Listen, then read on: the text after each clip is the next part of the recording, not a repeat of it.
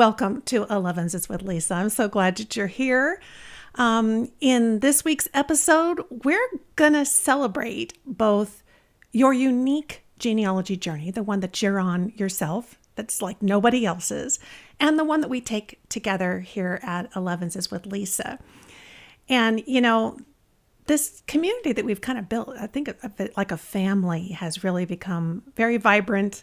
You guys, I love talking with you in the chat. I know you guys chat throughout the live show. It's a wonderful experience. So, you know, whether I'm teaching something or there's conversation happening in the chat or whatever, there's always something new to learn, isn't there? And so that's what we try to do here is we take that traditional 11 o'clock in the morning break, grab our favorite cup of whatever it is we'd like to sip today. I know some folks especially pick out the cup they're going to use for the day that kind of inspires them. Cindy was talking about that in the chat. And we get together and you just take a break from your morning and kind of regroup. And so we like to talk here about our favorite subject, which is genealogy. And, you know, in order to kind of celebrate you, the viewer, and I really wanted to bring your voice more so to this episode. So that's what this whole episode's about. I'm not doing any PowerPoints or teaching anything. You've heard enough from me for a little while. This week is all about you. And I hear from a lot of you through the emails that you send me. I certainly on social media, we have the Genealogy Gems Facebook page. And I absolutely read every single message, every single email that you send me, every comment that you leave, which I so appreciate, whether you leave a comment here on YouTube or you do it at our website at genealogygems.com. I read them all. I reply to most. I try really hard. Depends how busy the week is. But you really give me a lot to think about and inspire me about what we're going to talk about next. So it's very much a group effort here.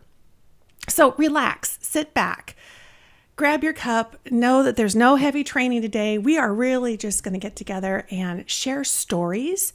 I'm hopefully going to answer a couple of questions that some folks have sent in. Maybe it's one that you've had yourself.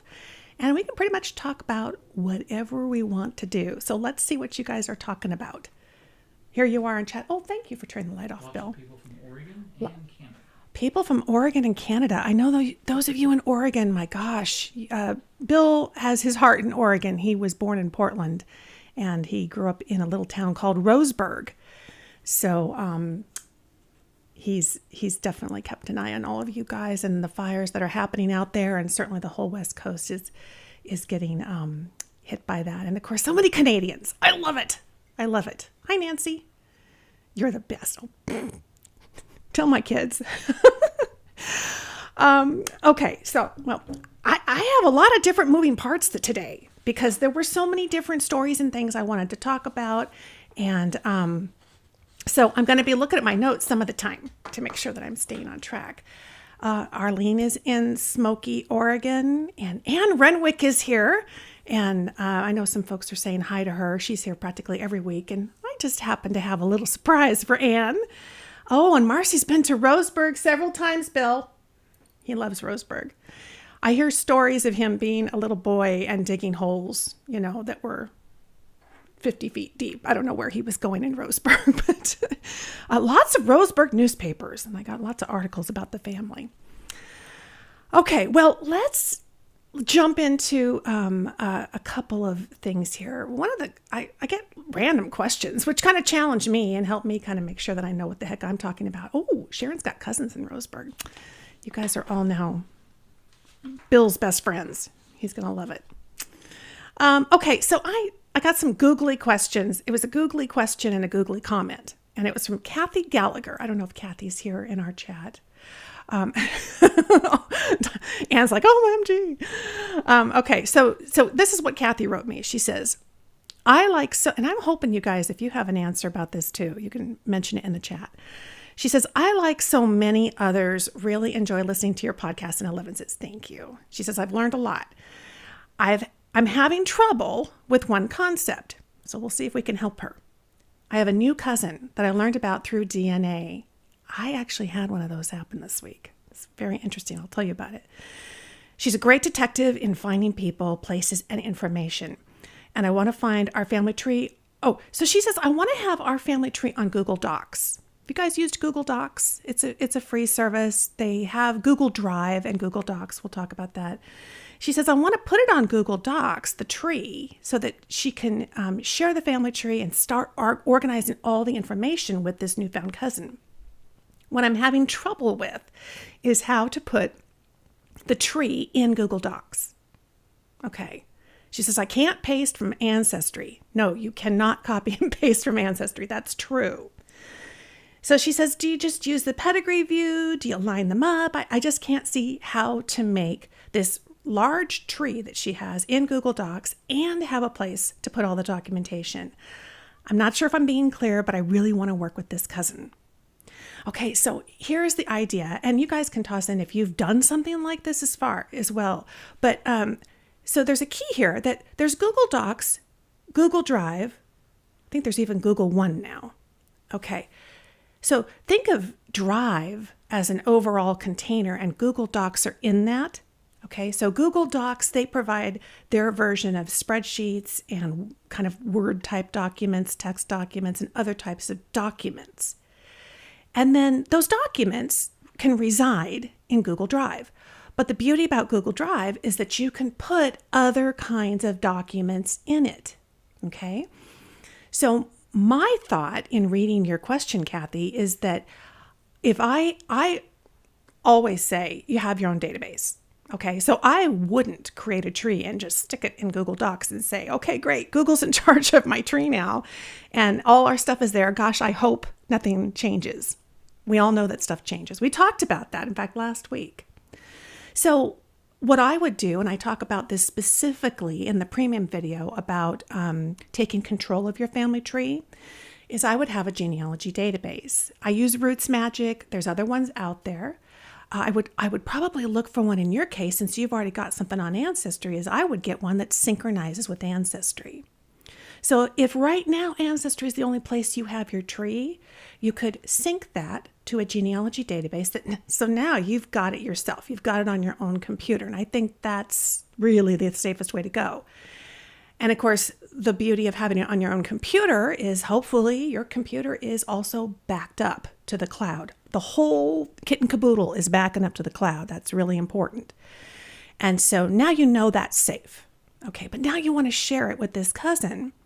Because Google Drive lets you upload documents, you could actually save the database to Google Drive.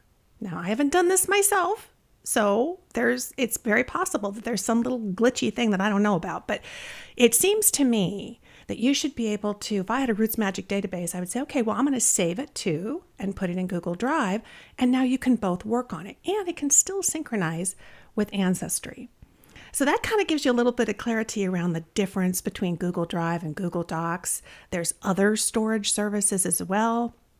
So that's not your only option, but it sounds like you might already be using it, so that makes sense for you as well. So I hope that helps, and I'm sure we've got some comments, whichever way they are, over there. I see them on my laptop in the chat. Also, okay, so episode 22 it was on using Google Earth. We talked about using that to explore your ancestors' world, your ancestors' neighborhood, right?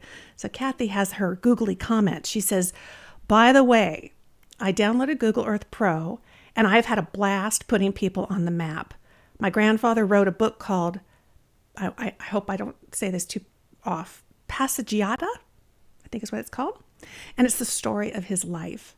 He talks about a time when he went to New Haven, Connecticut, and he wrote down each street, turn by turn, and which direction he went in the town. And I went to Google Earth and local maps, but I could not find one of the streets he was talking about.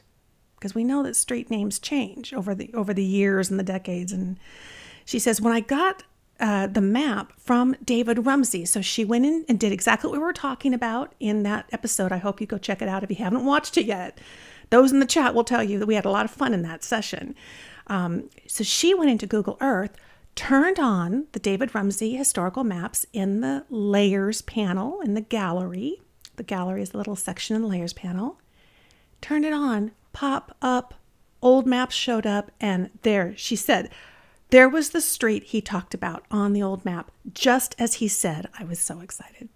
Isn't that cool? Oh my gosh. Very, very cool. Okay, so let's see here. I've got chat on the screen. Boy, it's like I've got lots of bouncing balls today, guys, all over the map here. So I had another Google, before we move on to other things, I had another little googly item that came in I think you guys will have fun with. So let me make sure I'm on the yes. So in episode 23, we talked about Google Photos. It was kind of an introductory tour to using the Google Photos product, I guess you'd call it. It's a tool. It's free. It's from Google, and you can put it on your phone. You can put it on your computer. So we talked about Google Photos, and I was talking about facial recognition. Remember that? How amazing it was that you could click in the search box and these faces all pop up. Now, these are faces off of your photos, and if you click one, Google Photos can find these people in all the different photos that you have. It's amazing. It's really using facial recognition and artificial intelligence to create this situation. So Dana, who is here, I think almost every week. So here, she sent me this photo. I think, if I'm not mistaken, Dana, you're Gene Buds. Aren't you in the chat? I think you are. I wonder if she's here. I hope so. Okay, so she says, I got this photo. So this photo, I'll move over this way. Turn my mic. This photo, I think she said, I could be wrong. I think she said she was at Walt Disney World. Does that look like the big mirror kind of globe they have at Walt Disney World? And so this is one of the photos that she took. So it's kind of, if you think about it, you're standing looking at this big, huge mirrored globe, and all these people are reflected in it. And they're small, and get this, they're distorted. I mean, they are kind of distorted in this view. So she puts it in Google Photos. She taps on her face, and guess what? Google Photos spots her in the globe. You know, even a little bit off. You know, it was a little bit stretched looking. It's amazing. That's really what it can do. And so we talked about how maybe you can use that to help you identify people in photos that you might have another photo of, but you don't recognize them in another one. Google Photos literally can almost spot age progression. I've had it pull up my grandmother in her 60s and say, I think this baby is your grandmother. Wow. It's amazing.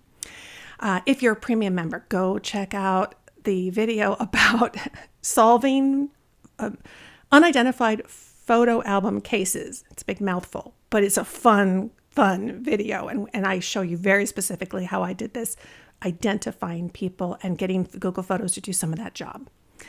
Okay, so she sent me a nice photo that's not distorted at all. There she is. So last week, now you guys are so sweet. I said last week, send me some pictures, send me some comments. I love when you send me stuff because that makes this show interactive, and she did. There she is watching the end titles of last week's episode. Thank you so much for sharing. I think what an awesome example of what some of this technology can do for us and for our family history. And just make things a little more exciting, don't you think? All right, let's go back to chat. Kathy says, I discovered that Google Photos was also finding relatives who look interesting to see how it picked my sister out and my grandmother out. Yeah. Oh, you guys are so busy. See, I could sit here and just read this all day. It wouldn't be very interesting for you, but it's kind of fun. It is fun. Oh, there she is, Jean. Okay. So here's our next thing. So that was Google Photos. And I'm going to put together the show notes for this episode because we're going to be kind of calling back to a lot of different episodes that we've done together and some of the fun things that have happened. So I'll have links in case you're new. We have new people every single week. And I want you to be able to go to our website. It's genealogygems.com. And when you get there, under video in the menu, you click Elevenses with Lisa. And every single week, I publish the show notes. And sometimes I get questions, wait, I don't see the show notes. Well, it takes me a little bit of time because you know what? This is like this living, breathing, moving thing we have going on here. And I want to make sure I get everything in the show notes to reflect exactly what happens in this wild and crazy live broadcast. So I put those together and usually finish them up. I usually get them on there by the end of the next day. So if this is Thursday, by the end of tomorrow night, you should have show notes for this episode. So I'll have links so you can go back. But that landing page is really designed for you to really easily be able to find the episodes and the topics that you want to go back and watch again. Okay, let's see here.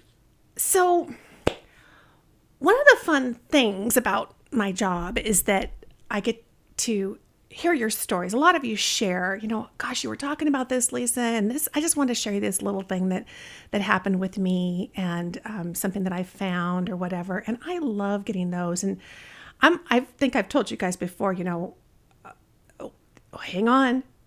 Jennifer Day, 1967. This is my first episode. You've got me hooked. Sweet. Well, I didn't probably. These awesome people in the chat probably did. I'm so happy you're here. Oops. Jeez. There goes my cup, my mug. I almost knocked it over. The official mug. There it is with our little, complete with lipstick. I had somebody email me this morning and she said, I'm there. You're not there. What's happening? Help me. So I had to remind her it's Central. And I don't know if Google messes with you and tells you, oh, well, you're in Eastern time zone, but it's always Central time zone. And it's always kind of funny because the video is kind of sitting there waiting to start and then it finally gets going. But we're always here. I'm glad you guys hang in there and join us. So anyway, I'll go back to, I get these messages from you, and being a very visual person, which is what I keep telling you I am. If I talked, it's funny, being a podcaster, if I hear something, it's like, 50-50, I'm going to remember that. If I see it, if I see you and then hear your name, I've got you, no problem. So a lot of times when I'm reading your stories, I've already got the video going in my head, And so I have a little treat for a couple of you because you guys have sent in stories. And one of you is Melanie Barton. And let me see. Okay, I'm on the right page. So Melanie sent me a wonderful little story because a couple of weeks ago, I don't know if you noticed, it was August 26th of 2020. We celebrated the 100th anniversary of women getting the vote here in the U.S. Kind of a big deal, and it's hard to believe it was only 100 years. So I looked up a little bit of the history of it because Melanie had written me a story about her connection to women getting the right to vote. And on May 21st of 1919, the House of Representatives passed the amendment. And 2 weeks later, the Senate followed. So this is one of those things where you feel like, a light switch went off and all of a sudden we got to vote, but that's not the way it happened. And in fact, women were voting, depending on different scenarios, in little certain places way earlier, depending on their circumstance and where they lived. But we're talking about everybody. Let's just get everybody the right to vote. So finally, the Senate comes on board. They get it. This is in 1919. And then Tennessee becomes the 36th state to ratify the amendment on August 18th of 1920. And that was what they needed to get the amendment adopted, at least from everything I've read. So the 19th Amendment was formally adopted into the U.S. Constitution by proclamation of Secretary of State Bainbridge Colby on August 26th of 1919. So it was a long road, and women finally got the right to vote. And Elevenses with Lisa viewer Melanie Barton, her grandmother back in 1920 wasted no time to get herself out there to vote. So when Melanie sent me her story, I thought I could read this to you guys, but I want to hear Melanie tell it. So I emailed her back and I said, hey, would you mind, recording this? In fact, I think she called in on our voicemail line. Did you know we have a voicemail line? You can talk to me. I can talk to you. Well, you can talk to me in this respect, and you can leave a voicemail. Audio is perfect because then I can share your question or your comment here on the live YouTube show, on the Genealogy Gems podcast, which I've been doing, almost 14 years now, since 2007. So It's 925, get your pens. I'll put it in the notes too. 925-272-4021. And on our homepage, if you go down, you can click the little contact and you can call us from there too. So she called in and she had to deal with my voicemail, which kept cutting her off. But I'm a podcaster. I was able to kind of knit it all together. And I turned it into a little video based on the photos and the information that she sent and the audio that she did. And I want to share it with you now.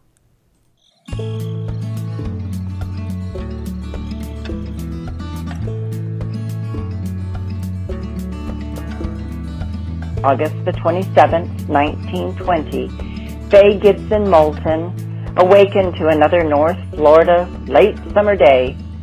A widow since November of 1918 and with 7 children to support, Faye knew hard work, paid work was a blessing and at the very least absolutely necessary. That Thursday morning, Faye headed out the door. She headed down Spanish Trail, hurrying away from the farm where she lived to her work in Mr. Liddon's department store on Main Street. Had she been entrusted with the keys to the store, making sure she was there before the owner, Mr. Liddon? As I recall, she told us kids she was busy sweeping the floors of the store when he arrived, but perhaps I'm remembering parts of the story drawn from my imagination. No doubt, Faye wasted no time inquiring of Mr. Thomas Liddon when she should steal those few minutes out of her day necessary to exercise her brand new right to vote. He must have nodded, telling her to go ahead and get back to the store before things got busy, for go she did.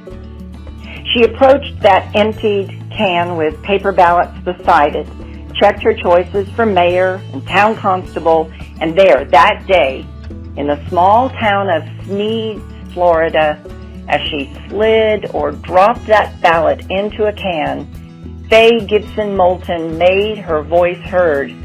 A humble ballot, but a historic one. And so my grandmother, Faye Gibson Moulton, or Faye Bridges, as she would be known by the end of the following year, made her mark in the history books, the first woman to vote in the state of Florida. Faye's story, as we heard it as kids, was that Mrs. Liddon, Eugenia, I believe was her name, wanted very much to be the first in that long peninsular state to vote, and Mrs. L. may have been quite displeased with her husband's letting his store help get to that ballot box, or tin, before his own wife. Perhaps that's true. I would love to know the Liddon family story about it. Her first vote cast, Faye headed back to work. After work, Faye headed back home to the children.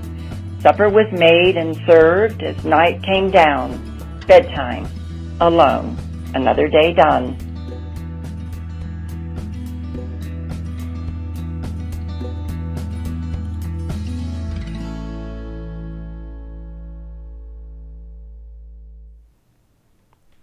I hope you guys enjoyed that. I had so much fun putting it together. I can't tell you what a joy it is for me to help in some small way bring a little bit of your stories to life. I love that you share them with me. I'm honored that you share them with me. And Melanie, yes, I couldn't help it. I had to start researching. I got to get a picture of Liddon's store. And that photograph comes from this big article that I found in the newspaper. And it tells the whole history. It talks about Thomas Liddon and how his grandfather started the store. And in fact, that article was all about that it was finally going out of business after all these years. So you know how it is, you guys. It doesn't have to be your own ancestors. You fall in love with them. How could you not fall in love with Faye? She had 7 children that she was taking care of all by herself as a widow. But the good news is that didn't last for long, because about a year later, she did marry. And I tell you, we could have done a whole episode on Faye. But Melanie, I hope that you don't mind that we just did a little highlight of her wonderful contribution to the process here in America that we so treasure, that we can vote for our presidents and our local officials. And that's exactly what she did in that particular election. So Melanie, my gift to you is I'm going to send you the MP4 digital video file for the video so that you have it. You can put it anywhere you want. You can have it on your website. I will send you the newspaper article as well with the whole backstory on Mrs. L and the Liddens because they're great. Anyway, I hope this is not my break in the morning. Yeah, no, not in Sacramento. It's not. But I'm glad you're here anyway. Okay, so anyway, so I hope you guys enjoyed that. That's so much fun to put together. Now let's see here. I want to talk to you about something else here. Oh, I saw that Kathy Nielsen is here. She's our wonderful house history expert. We're going to be talking about a little bit how that house history episode, that's what I'm trying to say. The house history episode inspired many of you, and that's what our next little items are about. But she says she's using Google Photos now, which I'm awesome. That's great to hear. And Kathy said that she's getting her mug, her official Elevenses with Lisa mug, and the pillow. Did you see there is a pillow? And it says something like, "This is my spot for Elevenses with Lisa." So you can mark your spot in your house. If somebody's trying to beat you out of your favorite chair to sit down and watch the show, you've got your pillow as well. If you want to see those items, they're right below the video. Really easy to find. And okay, so let's talk about this house history. So, as you know, our dear friend of the show, Kathy Nielsen, who's also out in California, and we are happy to hear that she's safe and well, that she did a wonderful episode for us on house histories, episode 20 of Elevenses with Lisa. So be sure and check it out. And, I ask you guys every week, I practically beg you to comment. And there's a couple reasons why I do that. And this next item comes from one of the comments that I got. When you comment on the live video in the chat, that's awesome. When you do a comment after the show is over in the comment section below the video, that actually becomes kind of permanent and it's more on YouTube's radar. So one of the nice things about when you leave a comment on the YouTube channel under a video is it really signals to YouTube, hey, this show, there's stuff going on here.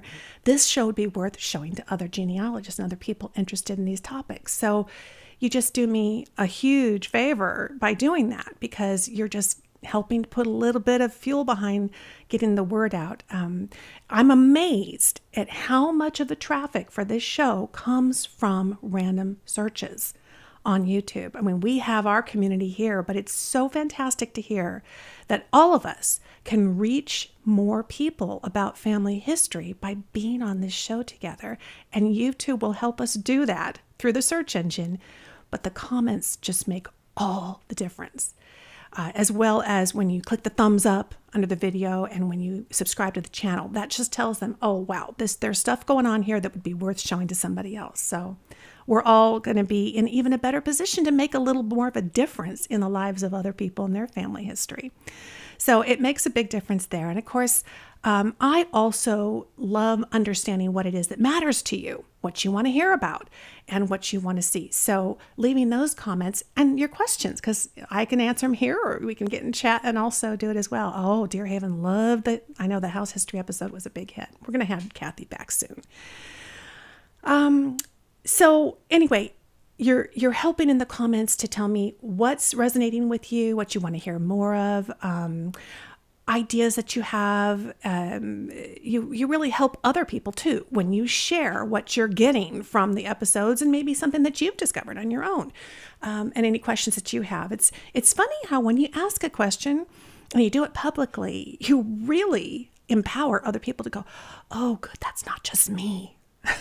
I'm not the only one who's wondering about that.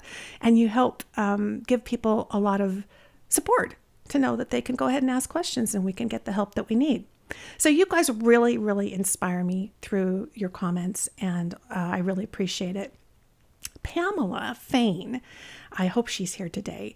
She shared two wonderful little stories about how the personal touch really pays off when it comes to delving into the history of a house. So she wrote me, I have land documents citing my ancestor lived on a farm in Bedfordshire, England, not far from where the Cookes were from. While on a trip to Bedfordshire in the mid-1990s, I ventured down a long driveway toward the house. I saw a man on a farm tractor, and I asked if I could take a photo of his house because my ancestor lived there in former times. He was not overly friendly, and he asked me who that might be and when. I told him Thomas Fane lived there in 1761. "Oh, well then," he said, warming to this subject, "when you finish with the front, go around to the back and make sure you get a photo of the wing that juts from the house because he built that." And the man turned back to his tractor. Now there is a man who knows the history of his house. One of the pictures I took of the front of the house, I turned into a stitchery, which sits on my hall table. And that's what I'm showing you here. Isn't that awesome? I love that she blended her own passion and skills and creativity with this picture from her family history. Anytime we can blend what we do well, I think we're kind of merging it with our ancestors, don't you think? Now, let me go back here. So she went on to write, okay, she had a second story where her husband kind of got into the act. It's kind of fun when that happens. She says, on another trip, I was leaning over a fence, gawking at another ancestor's property, also in Bedfordshire, England. My husband was encouraging me to knock on the door. I didn't want to bother anyone. A photo would be good enough. Well, not good enough for my husband, and so he knocked on the door. Well, we were invited in and shown pages and pages of historical papers about the house. The owners were very interested in the history of their house, and they wanted to know about the people who lived there in former times. I was able to send them all sorts of information covering the 300 years that my ancestors lived in the house. That knock on the door was a win-win for us both. I love that. It's so true. Our own fears, our own insecurities about, putting ourselves out there and reaching out, it's just going to be a blessing to somebody else. And we're so wrapped up in our own angst. I know I get that way when I do that. And I've had situations like that where I've come up to somebody's house and wanted to knock. And I'm sure many, many of you have as well. But what we forget is that if we let go of our own insecurities about these things or our worries about what people will think, we may end up being really a blessing to somebody else and get them information they wanted. I think about a story I shared on the Genealogy Gems podcast about, I was speaking at the Swedish Genealogical Society in Minnesota, and Bill and I had a couple of hours, and I told the story about how I said, well, we aren't that far from Winthrop, Minnesota, where your mom was born. What do you think? And we're in the car driving there. I'm online doing all these searches, and I'm making a call, and we're 5 minutes out. And I got a hold of a cousin. He was so thrilled. He had nothing else going on, and he had this house living by himself full of all of these treasures from the Larson family. It was an amazing experience. It almost convinces you that it's almost impossible to plan, isn't it? Something like that to happen, as hard as you try. But if you just go with that inspiration when it happens, it's amazing how things unfold. And things certainly unfolded for Pamela. Thank you so much, Pamela. She actually shared another story with me. I'm hoping to fit that in an upcoming episode. But I love the stitchery because I'm an avid cross stitcher, as is my oldest daughter, Vienna. And I love the way you put that together. Anytime we can blend our own skills in and together with our ancestors, I think that's awesome. Well, let's head back to chat. Oh, you guys have been busy. Awesome.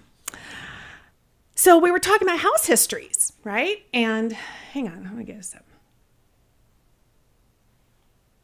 And that show really did get people thinking and sharing. And I love that because I know, that really resonates. And, I have been doing the Genealogy Gems podcast, I told you, since 2007, which is amazing. It's been that long. And early on, I was thinking about this today. I did an episode, and I can't remember, oh my gosh, was it It might have been the regular show. It might have been the premium show. I don't remember which. I'll have to look it up and find it.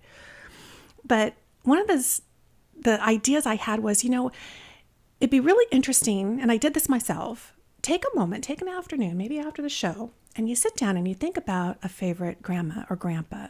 I was thinking of my grandma Burkett. And I was sitting there thinking, I remember that house so vividly. But when you look at the old family photos, there's not a lot of pictures that really show off the house. They're very focused on people, which is wonderful. But I was thinking, I'm one of the few people who has this really distinct, clear memory of every inch of that house. And I don't know what it's when you're a kid, I'm trying to think of what I'm trying to say. When you're a child, you really pick up things, I think, that the adults don't. The adults are busy talking, right? And you're really soaking in every inch of this world, and you're actually looking at it from a lower point of view, if you think of. So in the episode, I was talking about that if you sit down and you close your eyes and you visualize and walk through the house of a favorite relative and make notes, and I just made a list. I didn't try to make it a narration or anything. I just, line by line, here's what I remember, and I'm turning left, I'm turning right, and here's what I saw. I remember those metal royal color kinds of cups she had, and they were always really cold on your mouth. Remember those, the tumblers? And she always had Czech cereal under the sink, and just little things. There was a mail slot that was in the wall of the dining room, kind of kitty corner from the front door, and I would sit there and just wait for the mailman to drop it through and see it go plop on the floor.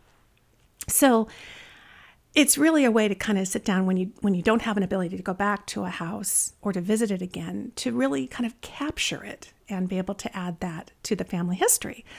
Well, Anne Renwick here, one of our longtime family members at Elevenses with Lisa, many of you know her in chat, she got an even better tour than the one I'm talking about, just visualizing of her Irish ancestors' house and homestead in New Brunswick, Canada. And she got that from her grandfather. She wrote me an email about this right after the house history episode. And she said it was a 1/12 scale miniature doll house replica of the house of her ancestors on this old homestead. It was given to her by her grandfather, created by him, and she received it not long before he actually passed away. So with the episodes on the house history and, of course, on Irish genealogy, which we were doing as well, Anne was really keen to share this very, very special piece of family history that she has with all of us. So she emailed me the story, and she had written it up, and she had a PowerPoint put together. Now, the story she originally published on her Ancestry Forest family history blog. And it's really cute because Anne is Anne with an E, like Anne of Green Gables. Ancestry Tree Forest. It's adorable. So I'll have the link in the show notes if you want to check out Anne's blog. So she wrote about it on the blog, and then she started it in January 2020. Remember when she emailed and told me she'd first started it, and that she included a little PowerPoint presentation, which was kind of a tour of the dollhouse, just kind of sharing her ancestors' homestead with me. So, of course, as I reviewed all this, what I've got going on is a video that's in my mind of this whole story and this house. And so I asked Anne, she was game, to record a little bit of the story, because it was quite a long story, and it's kind of the descriptive tour that came with the PowerPoint. I asked her to record that and send it to me, which she happily did. So she didn't know what in the world I was going to do with all this, but my special gift to her and surprise for her today is that on Monday, I put together a video, which is my gift to Anne, and also really, I think, a wonderful way to share her wonderful story here in this visual format of YouTube. So without further ado, let's see the story of Anne's dollhouse. And don't worry, I thought about this after I made this. At the beginning, it's silent for just a moment. So don't worry, your sound's okay. Here's the video.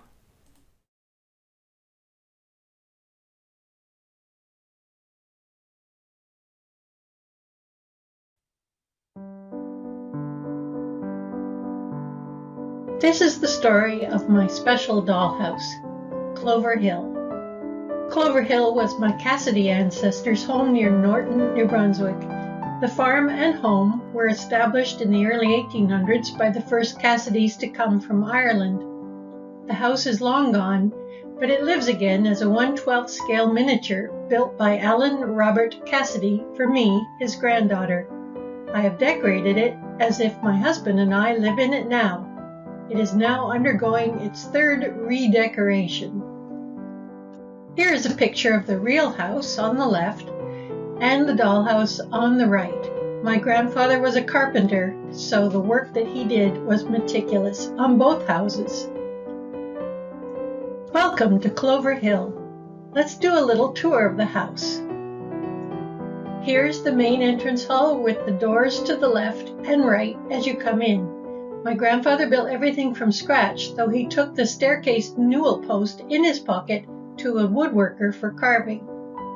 I did the wallpapering and the painting and the floorboard installation. I found the white frames idea on Pinterest for a real house. Note my Mary Poppins umbrella in the umbrella stand. When you turn right from the front door, you enter the living room, a former parlor.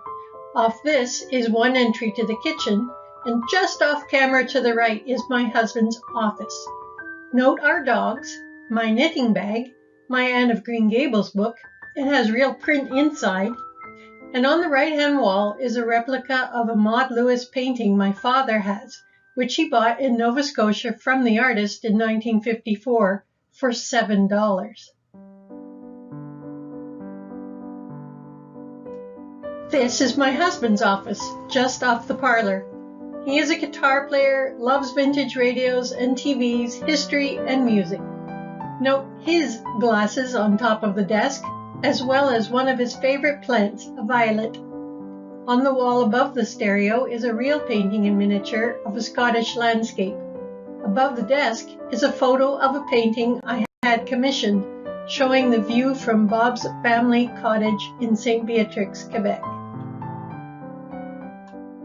Going back across the hall, we come to the dining room, which in the original house was the formal parlor. The carpet is a replica of one in the Queen Mary's doll's house. I love setting the table for various events like afternoon tea. The door to the left of the secretary, used as a china cabinet, leads to the kitchen. The door in the left foreground, you can just see the edge, leads to my office. What isn't in the picture is the tin ceiling. Yes, in miniature I have a tin ceiling, and in real life my grandfather remembered installing that tin ceiling and regaled us with stories of how the nail would slip and give a horrible screeching noise. Here's my office, / junk room / craft room, just like in real life. The pictures above the desk in the silver frames are my great nieces and nephews. The one to the right of those is a replica of a real painting of my dad when he was little. On the desk are Staffordshire dogs, which, like Anne of Green Gables, I've always wanted. As well, though barely visible, is my Elevenses with Lisa mug, and a family tree chart. A family tree box of folders is on the bookcase. Other items around the room reflect my interests, including the 2 airplane models as a nod to my aviation career. The small bookcase was built by my grandfather to go in the parlor / dining room. In fact, there is a notch in the baseboard where it would fit, but I needed more bookcase space in this room. Look closely on the first shelf and you will see a picture of Grandpa. Now we move back to where the kitchen is. This is one view of the kitchen taken from the summer kitchen. Note the built-in walnut china cabinet that Grandpa built. On the table is a casual setting of teapot and scones, jam and clotted cream. The food was purchased in a miniature shop when I visited my ancestors' village of Steyning, England. The door to the left leads to the parlor, the door to the right to the dining room, and the door next to the china cabinet was a cupboard.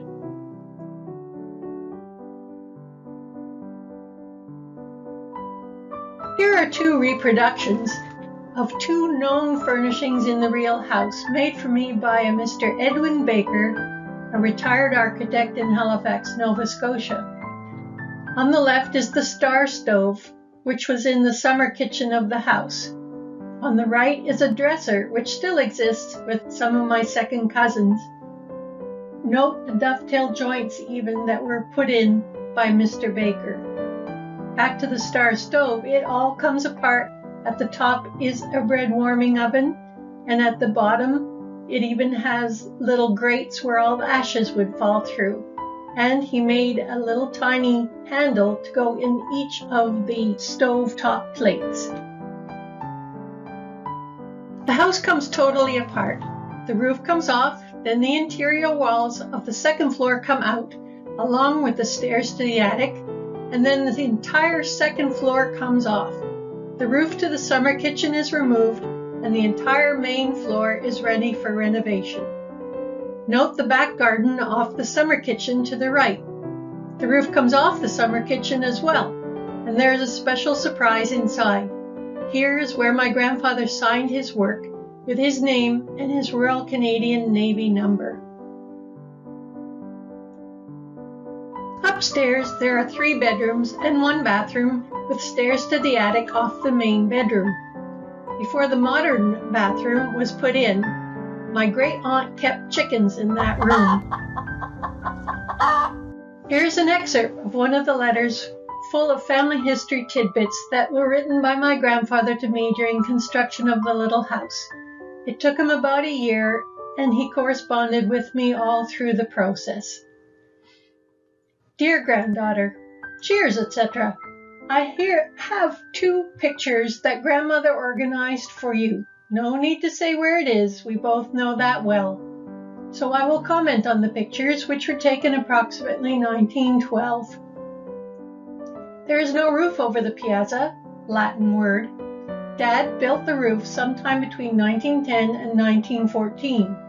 The roof of the house is covered with wood shingles, and notice the lines, vertical, at the joints of the pediment roof. That is a shingled hip, commonly called a Boston hip. I put on many of them.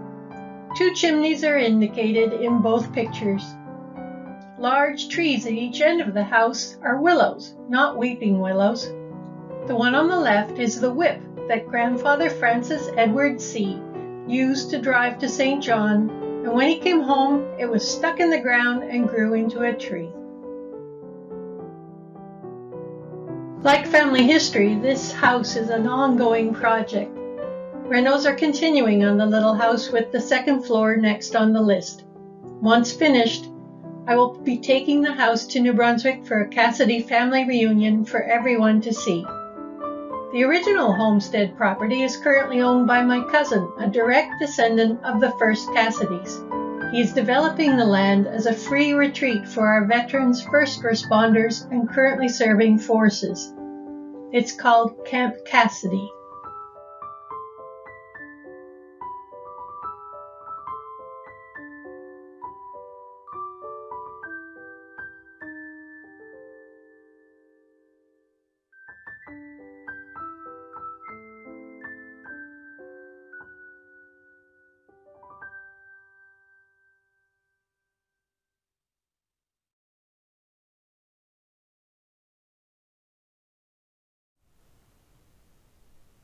I'm speechless.